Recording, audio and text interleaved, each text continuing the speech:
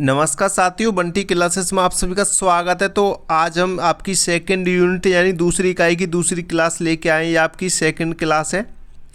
इससे पहले हम दूसरी इकाई की पहली क्लास करा चुके हैं। यही क्वेश्चन हमने छोड़ा था पहली क्लास में, यहीं से स्टार्ट कर रहे हैं। तो जितने बच्चे लाइव हैं वो सभी जुड़ जाएँ, सभी जगह शेयर कर दें इस क्लास को।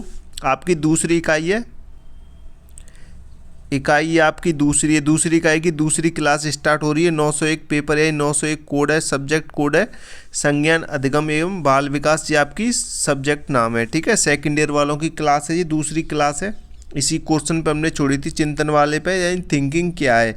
तो यहीं से स्टार्ट कर रहे हैं। सभी बच्चे जुड़ जाएँ, सभी जगह शेयर कर दो और क्लास को लाइक कर दो। जो पहली बार जुड़ रहे हैं वो चैनल को सब्सक्राइब कर दो। ठीक है, सब्सक्राइब करो, सभी बच्चे सब्सक्राइब करो।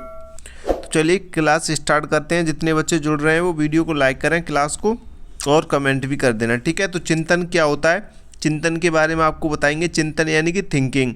थिंकिंग क्या है तो इसी के बारे में आपको समझाएंगे। थिंकिंग एक मानसिक प्रक्रिया है। थिंकिंग क्या है? थिंकिंग एक मानसिक प्रक्रिया है जिसमें हम किसी समस्या के बारे में सोचते हैं, उसका समाधान खोजते हैं या निर्णय लेते हैं। ठीक है, और निर्णय लेते हैं, यही क्या है, एक चिंतन है। ठीक है, चिंतन यानी सोचना। आप जितना सोचते हैं वही चिंतन कहलाता है। सिंपल भाषा में देखें, यहाँ पे सोचने, समझने और निर्णय लेने की प्रक्रिया को क्या कहते हैं? चिंतन कहते हैं। अगर आपसे एक वाक्य में क्वेश्चन पूछता है तो आप ये लाइन लिख सकते हैं, सिंपल सोचने, समझने और निर्णय लेने की प्रक्रिया को क्या कहते हैं? चिंतन कहते हैं। ठीक है, इसकी विशेषताओं की बात करें तो यहाँ पे विशेषता लिख सकते हैं आप। चिंतन की विशेषता पूछे तो आप, यह दिमाग में होती है, समस्या से जुड़ी होती है, लक्ष्य यानी गोल की ओर बढ़ती है और अनुभव पर आधारित होती है। ठीक है, चिंतन आप अपने दिमाग से करते हैं, ना कि बाहर, अंदर ही होता है। चिंतन क्या होता है? अंदर होता है, आपके मन में होता है, आपके दिमाग में होता है। ठीक है, उदाहरण के तौर पर आप यहाँ पे देख सकते हैं, अगर तुम्हें तय करना है कि पहले कौन सा विषय पढ़ना है तो तुम सोचते हो। ठीक है, यह चिंतन है। आप आप सोचते हो, आप कोई भी कार्य करते हैं उसके बारे में सोचते हैं आप, तो वही क्या कहलाता है? आप जो थिंकिंग करते हैं वो क्या है? चिंतन है। ठीक है, मुझे ये पढ़ना है या ये नहीं पढ़ना है, वो क्या है? चिंतन है। ठीक है, अगर चिंतन की प्रकृति की बात करें, नेचर ऑफ थिंकिंग, तो इसमें आप लिख सकते हैं नेचर यानी कि प्रकृति की बात करें तो चिंतन की प्रकृति बताती है कि सोचने की प्रक्रिया कैसी होती है। चिंतन, आप जो थिंकिंग आपकी, वो जो प्रकृति है वो बताती है आप किस तरीके से सोचते हैं, आपकी जो सोचने की प्रक्रिया है वो कैसी है।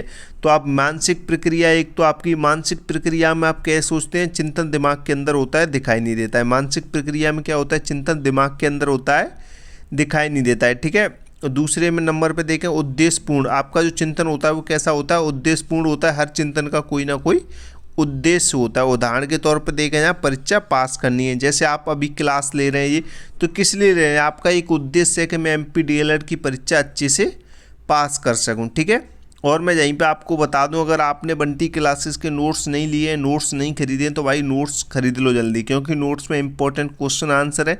आपको नोट्स तो पढ़ने ही पड़ेंगे अगर आप अच्छे नंबर से पास होना चाहते हैं तो, और ये क्लास भी देखनी पड़ेगी। ठीक है, तो नोट्स खरीदने के लिए आप नंबर नोट कर लें, 72 40 28 72 81, ये हमारा व्हाट्सअप नंबर है। आप इस नंबर पे व्हाट्सअप मैसेज करके नोट्स परचेस कर लो।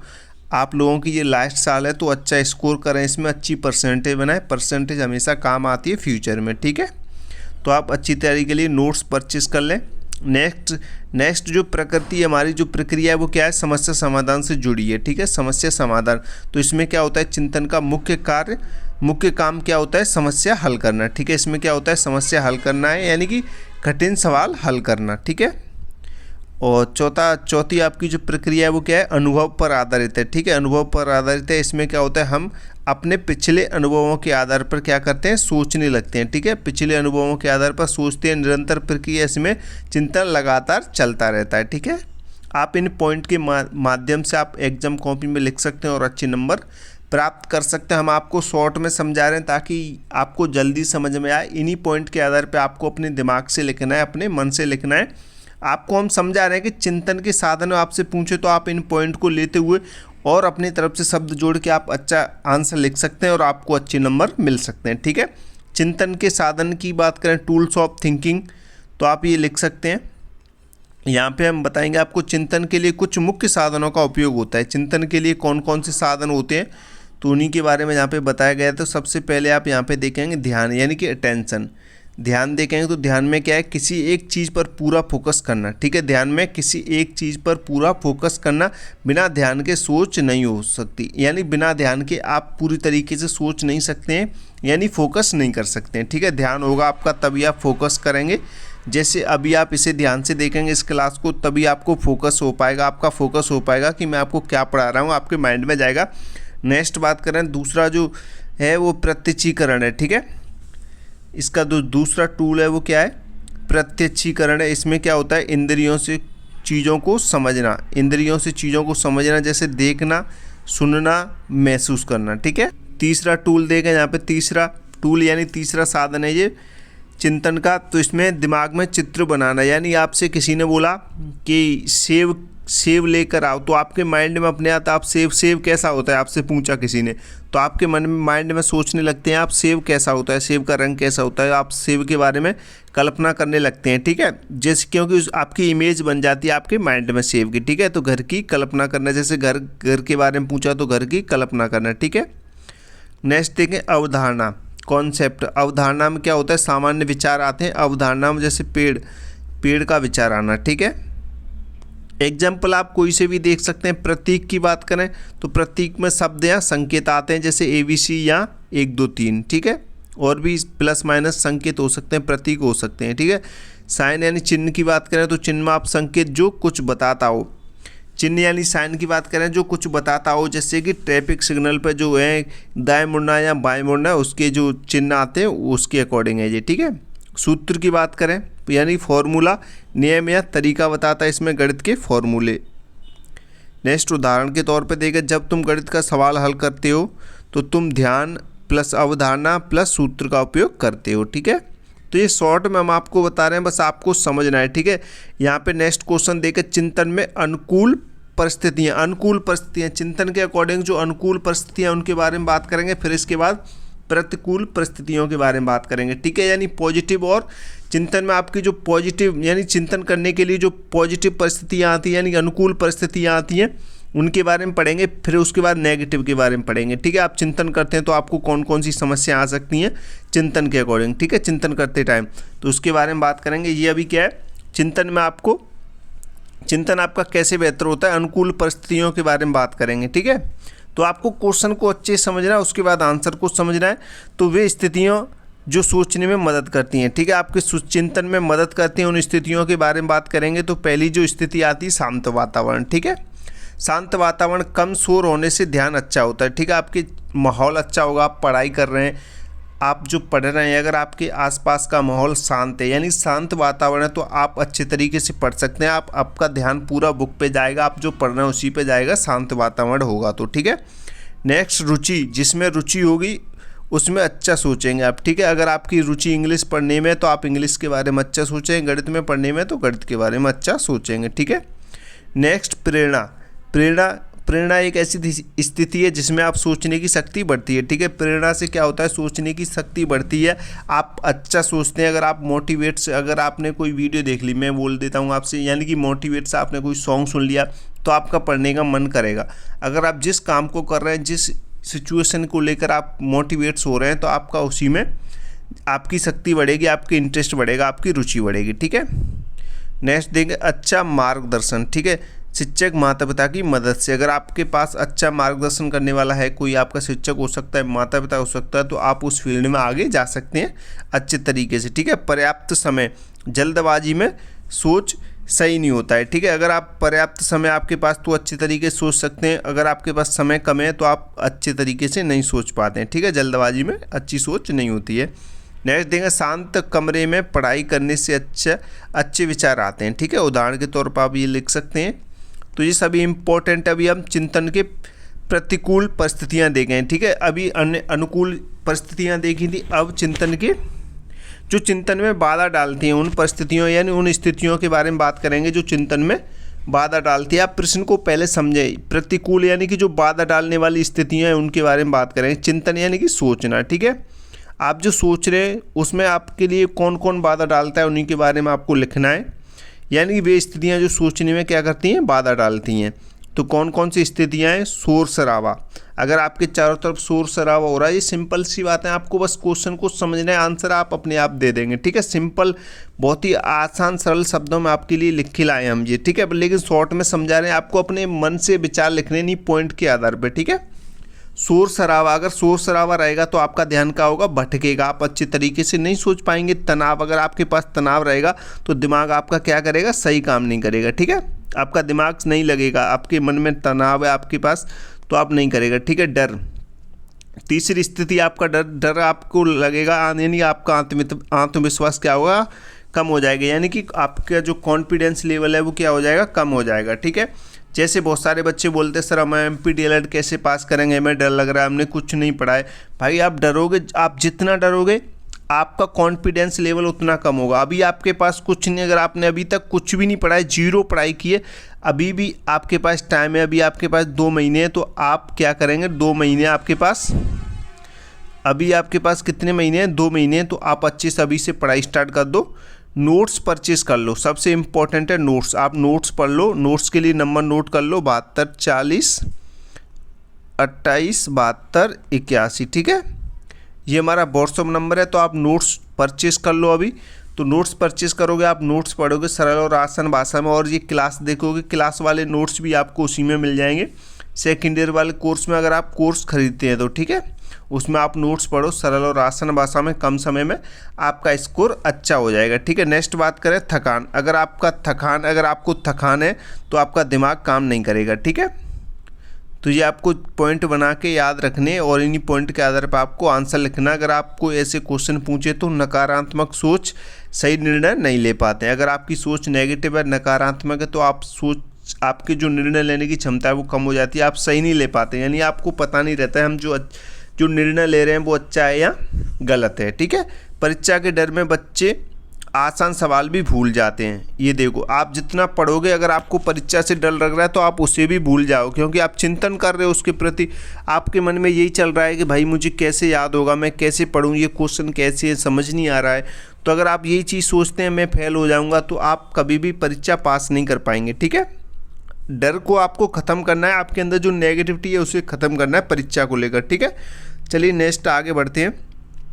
अब आपका जो चिंतन है और अधिगम है, दोनों में क्या बताना है, संबंध बताना है। ठीक है, चिंतन यानी कि थिंकिंग, यानी कि सोचना। ठीक है, अधिगम यानी कि सीखना। पहले भी हम बता चुके, अधिगम क्या होता है, सीखना होता है, और चिंतन क्या होता है, सोचना होता है। आप जो चिंतन कर रहे हैं, सोच रहे हैं, वो क्या है, चिंतन है। ठीक है, सोचना चिंतन है, और अधिगम क्या कहलाता है, आपका सीखना होता है। ठीक है, आप जो कुछ भी सीखते हैं वो क्या है, अधिगम है, लर्निंग। ठीक है, तो इसी के बारे में दोनों में संबंध बताना है। तो चिंतन और अधिगम एक दूसरे से जुड़े हुए हैं। ठीक है, यानी एक दूसरे के बिना दोनों अधूरे हैं। चिंतन के बिना अधिगम अधूरा है और अधिगम के बिना चिंतन अधूरा है। तो एक एक करके सारे पॉइंट पढ़ेंगे, अच्छे से समझेंगे, ताकि आपको अच्छे से समझ आए और अच्छे नंबर आपको मिल जाए एग्जाम, अगर इनसे रिलेटेड क्वेश्चन आपसे पूछता है तो। ठीक है, चिंतन से अधिगम बेहतर होता है। पहला पॉइंट कह रहा है चिंतन से अधिगम बेहतर होता है, यानी सोचने से सीखना ज़्यादा अच्छा रहता है। यानी कि जब बच्चा सोचता है तो वह चीज़ें को गहराई से समझ सकता है। ठीक है, समझ लेता है। यानी कि मैं आपको बताऊं, आपको कोई पाठ पढ़ा दिया, यानी कि आपको मैंने पढ़ा दिया, अभी आपको मैं यही चीज़ पढ़ा रहा हूँ, मान लीजिए MPTLED के बारे में पढ़ा रहा हूँ, मैंने आपको पढ़ा दिया, आपने पढ़ा और बंद कर दिया। अगर आप इसके बारे में चिंतन नहीं कर रहे, आप नहीं सोच रहे हैं, तो आपके माइंड में ये स्थायी नहीं होगा। आपको पढ़ने के बाद थोड़ा विचार भी करना चाहिए। आपने कोई पाठ पढ़ा, जैसे कि मैंने आपको नोट्स दिए, आपने नोट्स पढ़े, अगर आप नोट्स पढ़ के उस क्वेश्चन पे विचार नहीं कर रहे हैं, चिंतन नहीं कर रहे हैं, तो वो आपको गहराई से याद नहीं होगा। गहराई से याद नहीं होगा यानी कि स्थायी नहीं होगा, तो आप उसे परीक्षा में भूल जाओगे।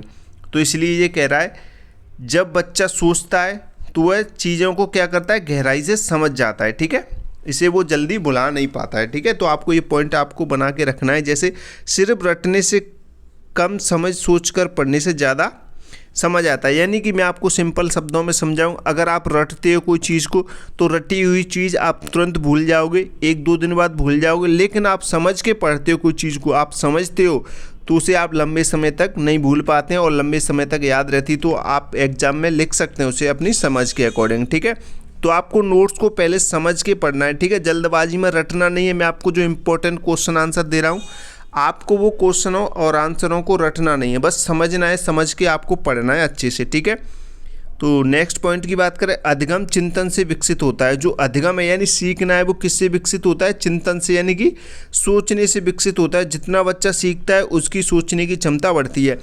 आप जितना सोचोगे, आप जितना सीखोगे, यानी आप जितना सीखोगे आपकी जो सोचने की क्षमता है उतनी ही बढ़ेगी। ठीक है, आप जितना पढ़ोगे किसी सब्जेक्ट को, उसके बारे में सोचोगे, आप जितना सीखोगे उसे आपकी सोचने की क्षमता क्या होगी? उतनी ही बढ़ेगी। ठीक है, आपको इन पॉइंट को ध्यान रखना है। दोनों एक दूसरे के पूरक होते हैं, दोनों एक दूसरे के पूरक होते हैं। चिंतन यानी सीखने में मदद करता है, और सीखना क्या करता है? सोचने की शक्ति बढ़ाता है। सीखना क्या करता है? सोचने की शक्ति बढ़ाता है, और चिंतन क्या करता है? सीखने में मदद करता है। ठीक है, आपको ये ध्यान रखना है। उदाहरण के तौर पे देखें, जब बच्चा गणित का सवाल हल करता है वह सोचता है। सोचता क्या है? चिंतन है। और वो नया तरीका सीखता है, वो क्या है? अधिगम है। ठीक है, तो आपको ये ध्यान रखना है। नेक्स्ट क्वेश्चन देखें, रूसो के अनुसार शिक्षा का अर्थ। रूसो के अनुसार, रूसो एक मनोवैज्ञानिक हैं, उनके अनुसार शिक्षा का अर्थ देखें वो शिक्षा के बारे में क्या कहते हैं। बालक के प्राकृतिक या स्वाभाविक विकास में क्या है? सहायता करना है। ठीक है, शिक्षा का अर्थ है रूसो के अनुसार बालक के प्राकृतिक या स्वाभाविक विकास में सहायता करना। तो यहाँ पे नीचे इसको देखेंगे, अच्छे से पढ़ेंगे, इन्होंने अच्छे से बता रखा है इसमें।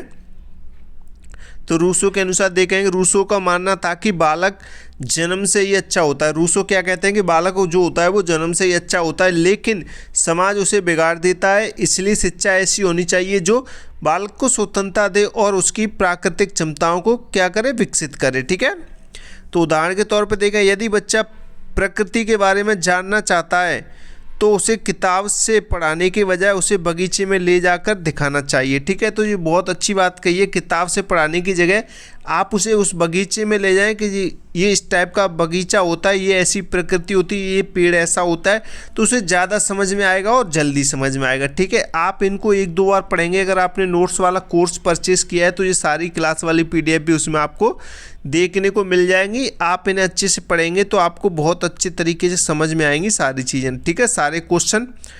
नेक्स्ट क्वेश्चन देखेंगे, बचपन की अवधारणा। बचपन की अवधारणा के बारे में देखेंगे। बचपन जीवन का प्रारंभिक और सबसे महत्वपूर्ण चरण है। जन्म से लगभग 12 वर्ष तक होता है। ठीक है, बचपन कब से कब तक होता है? जन्म से 12 वर्ष तक बचपन होता है। ठीक है, इस अवस्था में बालक तेजी से शारीरिक, मानसिक और सामाजिक विकास करता है। ठीक है, इसका महत्व जानेंगे।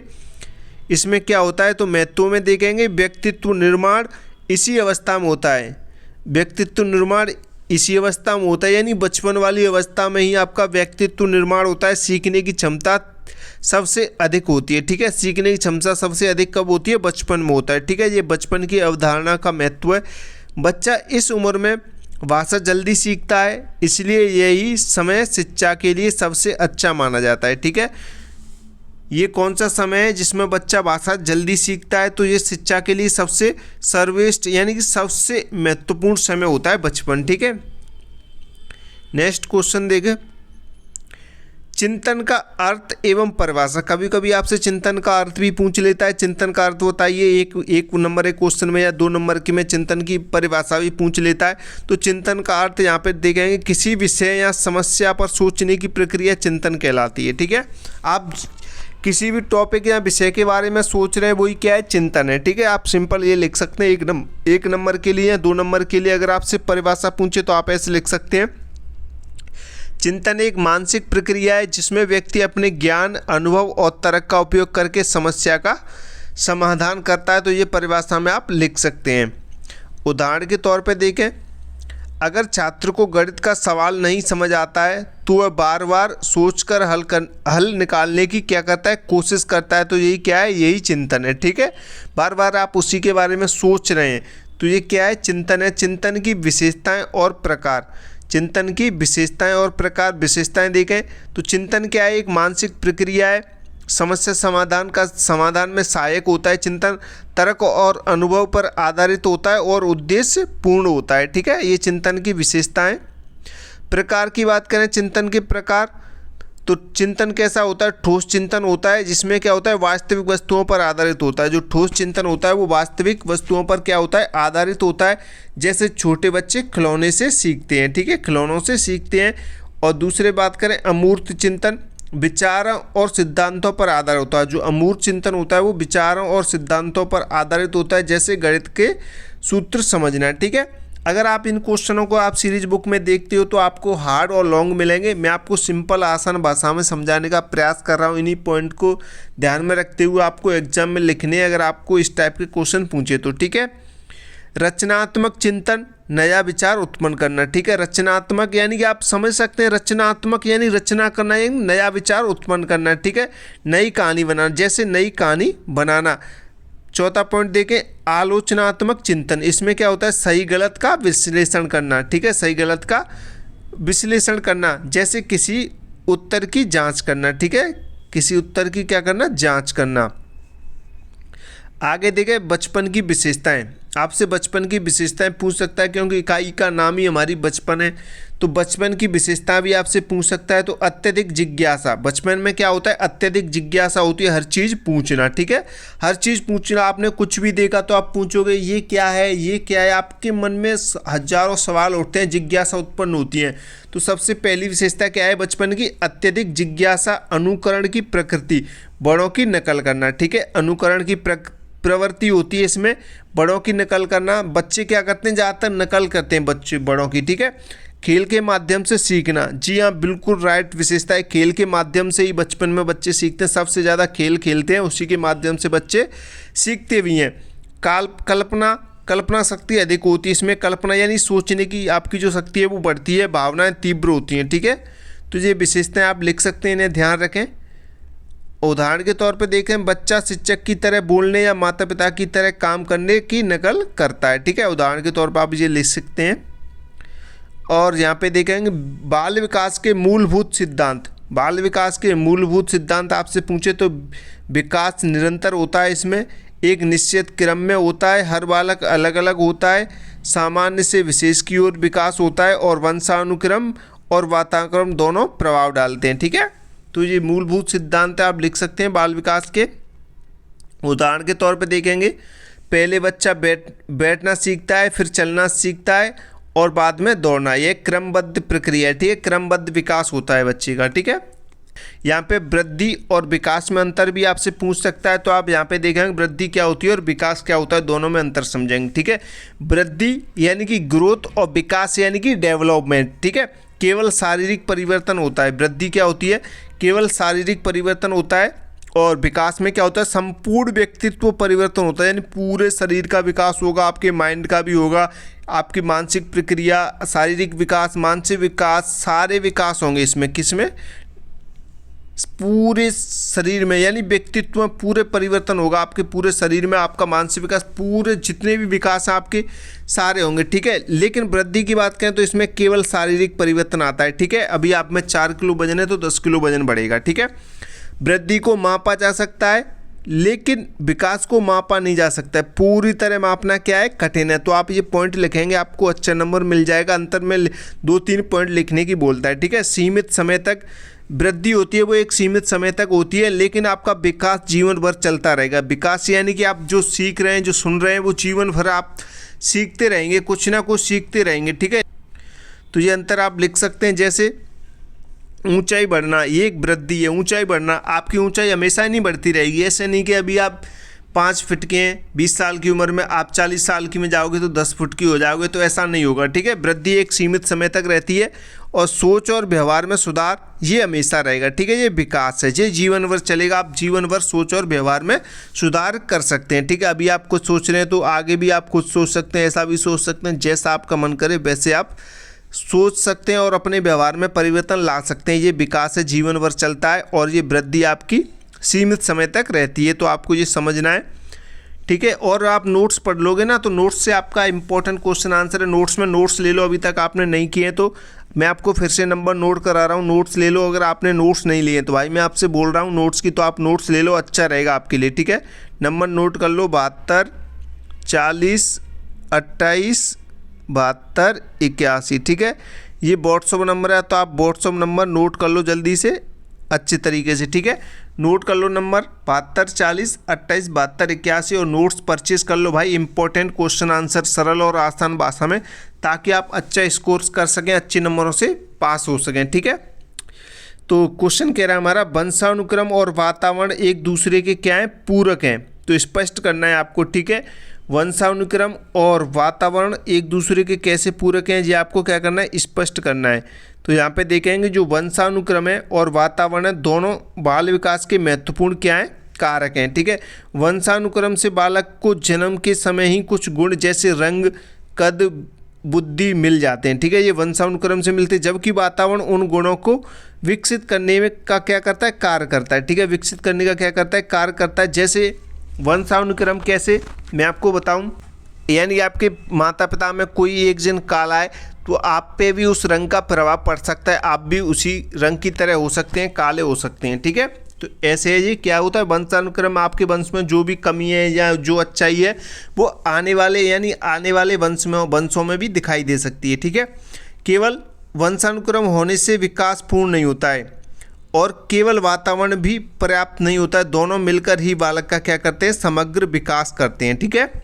दोनों से एक चीज़ से बच्चे का विकास नहीं हो सकता है पूरी तरीके से, वातावरण की भी ज़रूरत होती है और वंशानुक्रम की भी ज़रूरत होती है, ठीक है। इसके मुख्य बिंदु देखेंगे, वंशानुक्रम क्षमता देता है और वातावरण से उसे निखारता है। वातावरण क्या करता है, उसे निखारता है। दोनों एक दूसरे पर निर्भर करते हैं, ठीक है। दोनों एक दूसरे पर, वातावरण और वंशानुक्रम दोनों क्या करते हैं, एक दूसरे पर निर्भर करते हैं। यदि किसी बच्चे को माता पिता से संगीत की प्रतिभा मिली, यानी कि ये क्या होगा, वंशानुक्रम हो गया, ठीक है, लेकिन उसे अभ्यास और प्रशिक्षण का अवसर नहीं मिला तो ये क्या है, वातावरण है, ठीक है। तो वो अच्छा संगीतकार नहीं बन पाएगा। यानी कि आपके वंश में, यानी पहले कोई दादा परदादा संगीतकार थे, वो संगीत आराम से गा लेते थे, आप यानी को गीत गाते थे वो, ठीक है, वो आपके में भी आ गया, आपकी रुचि है संगीत को लेकर। लेकिन वातावरण में अगर आप किसी से उसे नहीं सीखेंगे तो आप उसे नहीं सीख पाएंगे, ठीक है। उसके लिए आपको वातावरण की ज़रूरत पड़ेगी, संगीत वाला माहौल चाहिए होगा,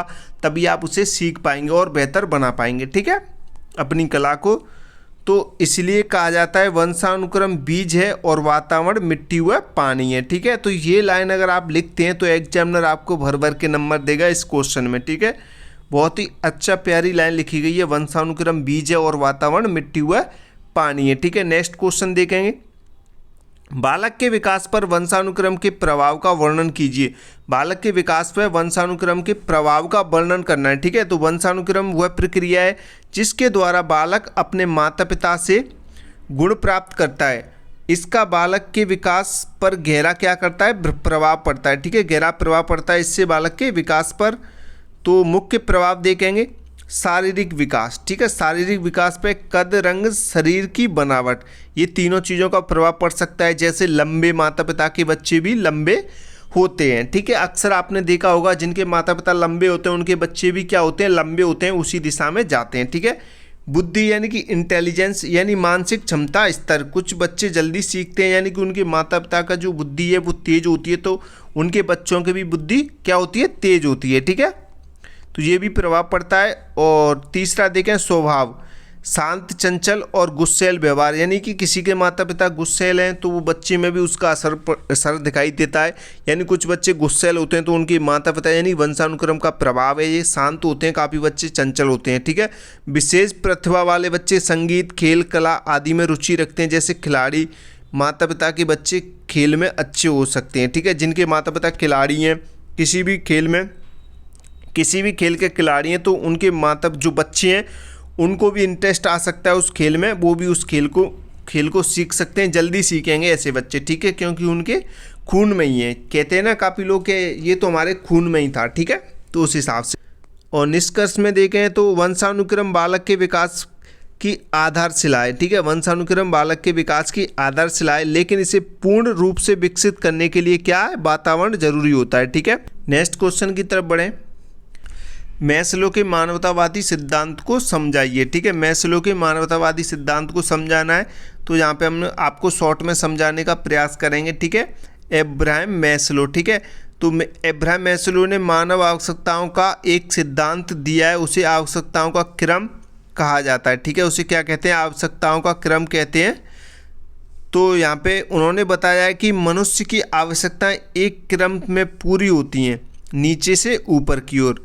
मैस्लो कहते हैं जो मनुष्य की आवश्यकताएं होती हैं वो एक क्रम में ही पूरी होती हैं, नीचे से यानी नीचे से ऊपर की ओर पूरी होती हैं। ठीक है, नीचे से ऊपर की ओर क्या बताया, एक क्रम बताया। जैसे यहाँ पे देखेंगे आवश्यकताओं के स्तर, आवश्यकताओं के स्तर के शारीरिक आवश्यकताएं, भोजन, पानी, नींद, ये शारीरिक आवश्यकताएं। सुरक्षा की आवश्यकता देखें तो सुरक्षा और स्थिरता। ठीक है, इन पॉइंट के माध्यम से आप लिख सकते हैं प्रेम और संबंध, इसमें परिवार मित्रता आएगी। सम्मान की आवश्यकता में आत्मसम्मान और दूसरों से सम्मान।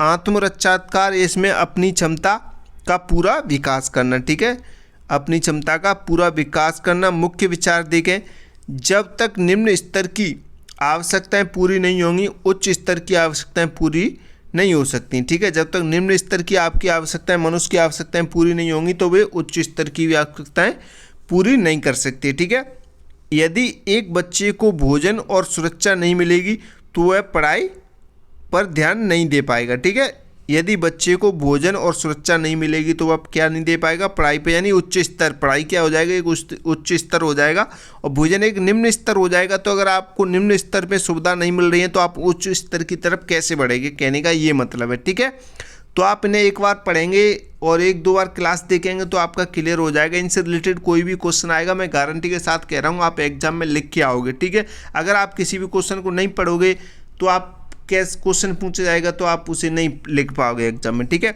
सामाजिक अधिगम को प्रभावित करने वाले कारकों का वर्णन कीजिए। सामाजिक विकास यानी सामाजिक अधिगम को कौन कौन से कारक प्रभावित करते हैं। सामाजिक अधिगम यानी सोशल लर्निंग का अर्थ है समाज में रहकर दूसरों को देखकर सीखना। ठीक है, दूसरों को देखकर सीखना।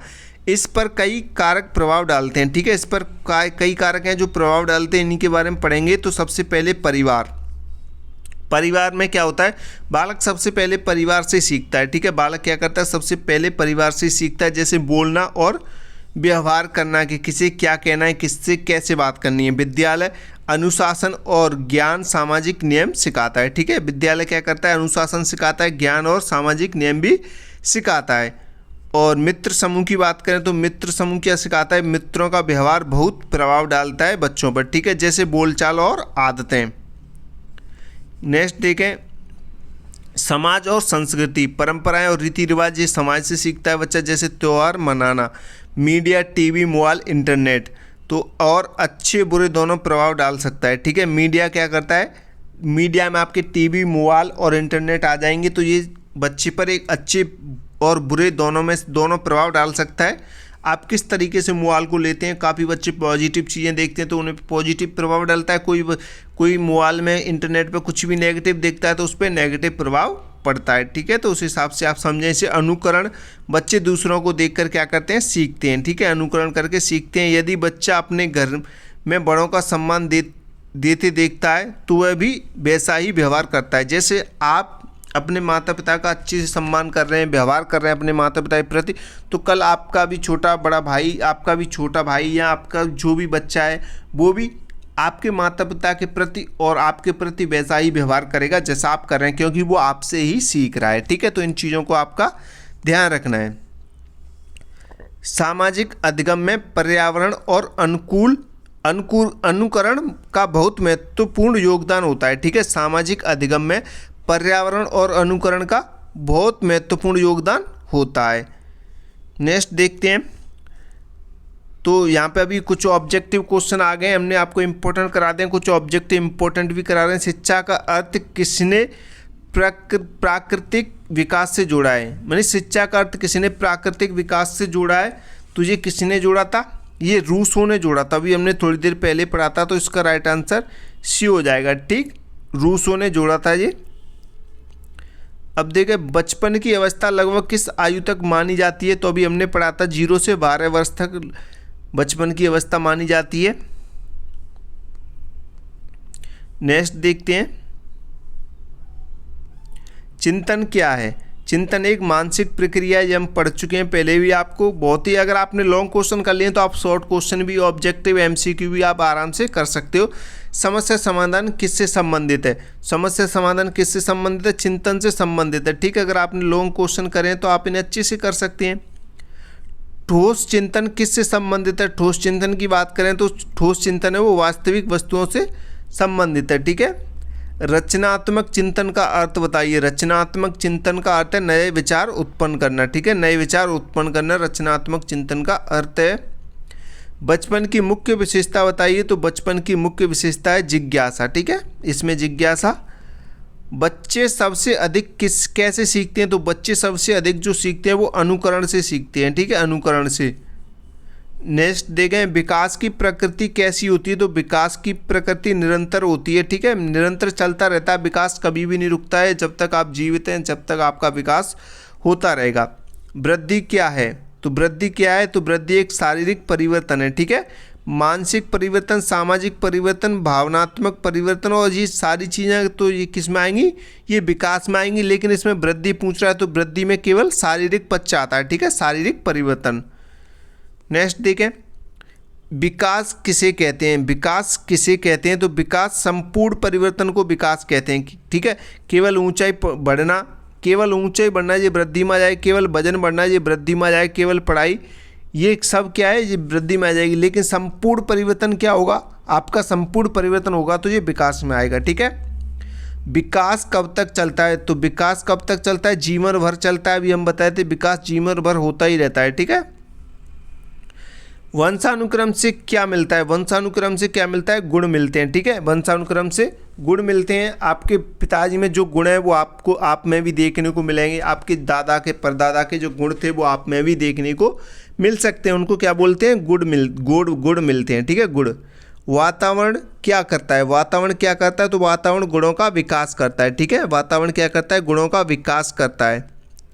नेक्स्ट देखें, वंशानुक्रम और वातावरण का संबंध बताइए। तो पूरक है। वंशानुक्रम और वातावरण एक दूसरे का कैसे हैं? पूरक हैं, ठीक है। निम्न में से कौन सा वंशानुक्रम का प्रभाव है? निम्न में से कौन सा वंशानुक्रम का प्रभाव है? तो कद, ठीक है। नेक्स्ट देखें, स्वभाव किससे प्रभावित होता है? स्वभाव किससे प्रभावित होता है? तो वंशानुक्रम से प्रभाव होता है स्वभाव पे, ठीक है। प्रतिभा का संबंध किससे है? प्रतिभा का संबंध वंशानुक्रम से है, ठीक है, प्रतिभा का संबंध वंशानुक्रम से है। मानवतावादी सिद्धांत किसने दिया था? मानवतावादी जो सिद्धांत है वो मैस्लो ने दिया था, ठीक है, अब्राहम मैस्लो ने दिया था मानवतावादी सिद्धांत। मैस्लो के अनुसार सबसे पहली आवश्यकता क्या है? मैस्लो के अनुसार सबसे पहली आवश्यकता क्या है? तो वो है शारीरिक आवश्यकता, ठीक है, शारीरिक आवश्यकता है मैस्लो के अनुसार। सबसे उच्च स्तर की आवश्यकता कौन सी है? सबसे उच्च स्तर की आवश्यकता होती है आत्म साक्षात्कार, ठीक है, आत्म साक्षात्कार। सामाजिक अधिगम का अर्थ क्या है? सामाजिक अधिगम का अर्थ बताना। तो सामाजिक अधिगम का अर्थ होता है समाज में रहकर सीखना, ठीक है। सामाजिक यानी समाज, अधिगम यानी कि सीखना। तो समाज में रहकर सीखना क्या होता है? सामाजिक अधिगम का अर्थ होता है। नेक्स्ट एक है सामाजिक अधिगम का प्रमुख स्रोत। सामाजिक अधिगम का प्रमुख स्रोत होता है वो परिवार होता है, ठीक है। नेक्स्ट देखें, निम्न में से कौन सा सामाजिक अधिगम का कारक नहीं है? नहीं पूछ रहा है इसमें। सामाजिक अधिगम का कारक नहीं है तो वो क्या है? कद नहीं है, ठीक है। बाकी के हैं मित्र, मीडिया, विद्यालय, ये सभी समाज में होते हैं, लेकिन कद होता है वो क्या होता है? वंशानुक्रम होता है, ठीक है। मानसिक विकास का सिद्धांत किसने दिया था? जो मानसिक विकास का सिद्धांत है वो जीन पियाजे ने दिया था, ठीक है। किसने दिया था? पियाजे ने दिया था, जीन पियाजे ने। जीन पियाजे ने क्या दिया था? मानसिक विकास का सिद्धांत दिया था। संवेदी प्रेरक अवस्था किस आयु में होती है? संवेदी होती है वो 0 से 2 वर्ष होती है। ठोस संक्रियात्मक अवस्था की बात करें तो ये 7 से 11 वर्ष की होती है, ठीक है।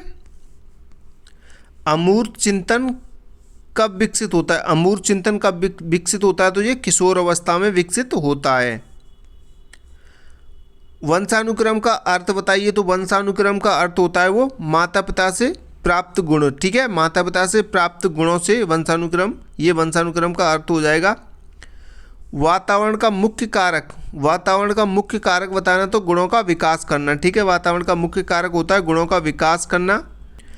वंशानुक्रम और वातावरण का संबंध, वंशानुक्रम और वातावरण का संबंध क्या होता है? पूरक होता है।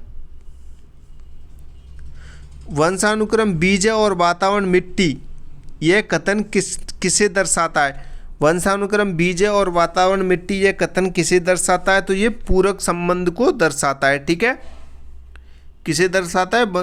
पूरक संबंध को दर्शाता है वंशानुक्रम और वातावरण के, यानी दोनों एक दूसरे के बिना क्या है? अधूरे हैं। निम्न में से कौन सा वंशानुक्रम का प्रभाव है? तो कद और रंग दोनों क्या है? वंशानुक्रम का प्रभाव है। निम्न में से कौन सा वंशानुक्रम से संबंधित नहीं है? वंशानुक्रम से संबंधित नहीं है तो विद्यालय। ठीक है, बुद्धि, स्वभाव और कद ये आपके वंशानुक्रम से संबंधित हो जाएंगे। मानवतावादी सिद्धांत किसने दिया था? तो मानवतावादी सिद्धांत वो किसने दिया था? मैस्लो ने दिया था, अब्राहम मैस्लो। मैस्लो के सिद्धांत में सबसे पहली आवश्यकता कौन सी है? तो सबसे पहली आवश्यकता शारीरिक अवस्था हो जाएगी। ठीक है, शारीरिक आवश्यकता हो जाएगी।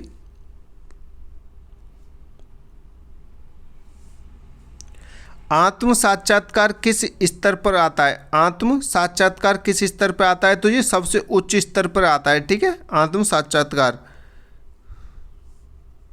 सामाजिक अधिगम का अर्थ, सामाजिक अधिगम का अर्थ बताने, यानी कि सामाजिक अधिगम का जो अर्थ होता है समाज में रहकर सीखना। नेक्स्ट देखिए, सामाजिक अधिगम में सबसे महत्वपूर्ण कारक कौन सा होता है? तो सामाजिक अधिगम में सबसे महत्वपूर्ण कारक परिवार होता है। निम्न में से कौन सामाजिक अधिगम का कारक नहीं है? सामाजिक अधिगम का कारक नहीं है तो वो कद नहीं है। ठीक है,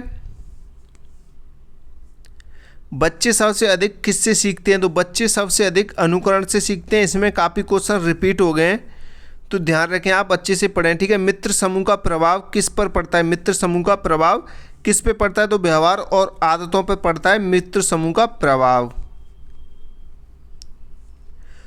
मीडिया का प्रभाव कैसा होता है? मीडिया का प्रभाव कैसा होता है? तो मीडिया का प्रभाव अच्छा और बुरा दोनों हो सकते हैं। मीडिया का प्रभाव अच्छा भी हो सकता है और बुरा भी हो सकता है। तो ये आपकी दूसरी यूनिट कंप्लीट करा दी हमने। तो दूसरी यूनिट के जितने भी इंपॉर्टेंट क्वेश्चन आंसर बनते थे वो हमने आपके कंप्लीट करा दिए। अभी आपकी तीसरी यूनिट लेके आएंगे 901 पेपर की। ठीक है, तो अभी तक आपने बंटी क्लासेस का कोर्स नहीं लिया है तो आप कोर्स ले सकते हैं। इस नंबर पे व्हाट्सअप मैसेज करके नोट्स परचेस कर सकते हैं, नोट्स खरीद सकते हैं। 72 40 28 72 81। और बंटी क्लासेस यूट्यूब चैनल को सब्सक्राइब करो भाई, अभी तक सब्सक्राइब नहीं किया है तो सब्सक्राइब करो। और क्लास को लाइक करो भाई, लाइक नहीं करते हैं आप, लाइक करो। आपको व्हाट्सअप मैसेज करना है सभी विषयों के नोट्स लेने के लिए। 72 40 28 72 81। ये मौका आपको बार बार नहीं मिलेगा। अच्छा स्कोर करो, अच्छी परसेंटेज बनाओ इस बार। ठीक है, 2026 में अच्छा स्कोर होना चाहिए सेकंड ईयर वालों का। फर्स्ट ईयर तो आपका क्लियर हो गया है, सेकंड ईयर और क्लियर कर दो अच्छी परसेंट के साथ। ये आपकी साल एक बार चलेगी तो बार बार लौट के नहीं आएगी। तो आपको अच्छा स्कोर करना है। बंटी क्लासेस के नोट्स पढ़ लो बस, सरल और आसान भाषा में, कम से कम समय में। तो 901 पेपर की आपकी दूसरी यूनिट क्या होगी? कंप्लीट होगी। ठीक है, ये दूसरी यूनिट कंप्लीट कर दी हमने। अब आगे आपकी तीसरी यूनिट लेके आएंगे। तो क्लास को लाइक कर दो और प्यारी सी कमेंट भी कर देना क्लास अच्छी लगी हो तो, और चैनल को सब्सक्राइब कर देना। जितने बच्चे नए हैं सभी जगह शेयर कर दो और भी बच्चे पढ़ लेंगे। तो मिलते हैं नई क्लास में। जय हिंद, जय भारत।